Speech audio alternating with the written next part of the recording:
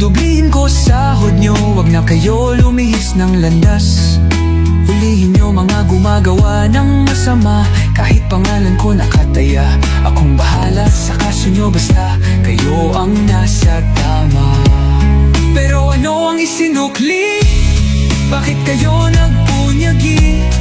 Pinakain nyo sa mga estranghero ang 80 na lolo'y parang may mali.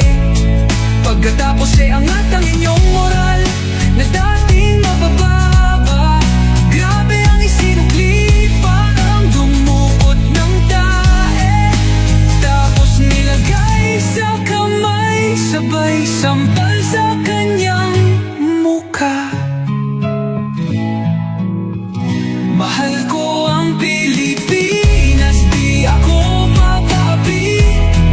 Ipinanganak ako sa bayang mapagtimpi.